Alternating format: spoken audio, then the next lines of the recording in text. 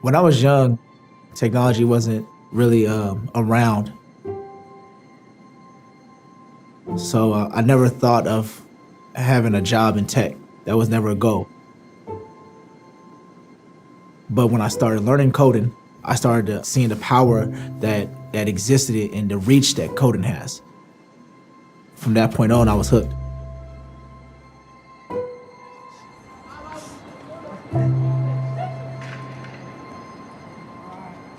Well, my name is Jason. I do coding. I'm a software engineer.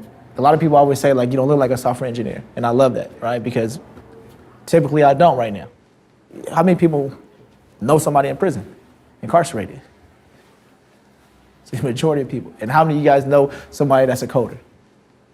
I learned to code in prison. I've been out for about 2 months now. I spent the last 13 and a half years in prison. Where I'm from, you don't see nobody having tech jobs. You don't see nobody going to no 9 to 5 or anything like that.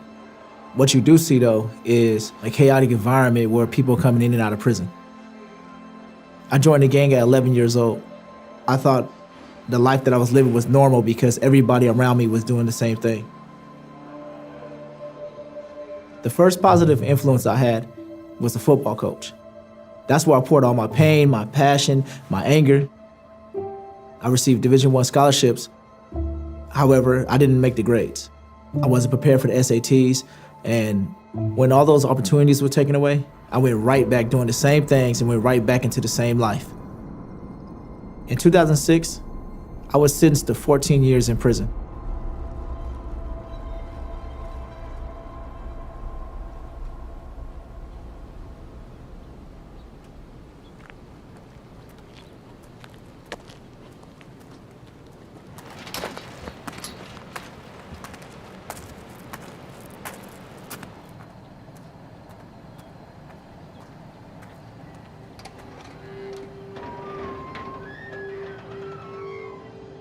If it wasn't for the last mile, honestly, I don't know where I would be.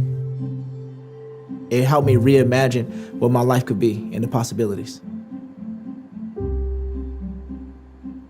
When we first started The Last Mile, we decided that it was vitally important to provide marketable skills to those who are incarcerated so when they return to society, they have the ability to be successful and not reoffend.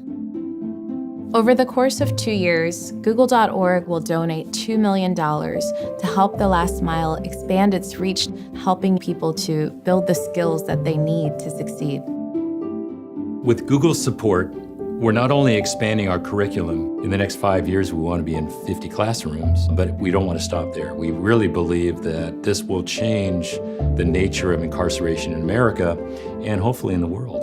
Over a 2-year period, The Last Mile will educate and certify 525 youth, women, and men in a variety of skills, including front-end software engineering, entrepreneurship, web and mobile app development, design, and QA.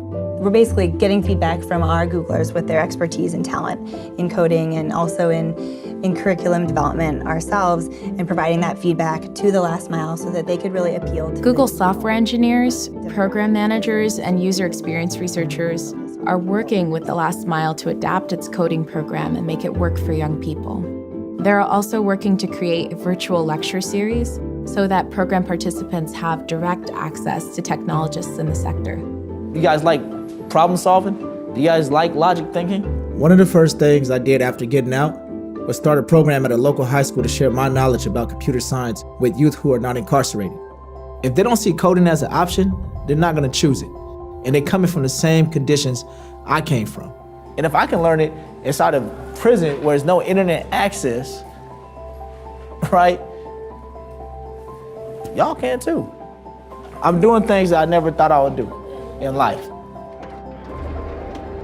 I have real goals now. I'm not defined by my crime or by the fact that I dropped out of college. I'm a software engineer who's proficient in JavaScript, PHP, Ruby, React, Jekyll, and I work at a tech company in San Francisco. It feels good, the fact that my son is actually proud of me. It's time for me to help my community and help break this cycle of incarceration. And yeah, it's a lot of work to be done, but I'm hopeful.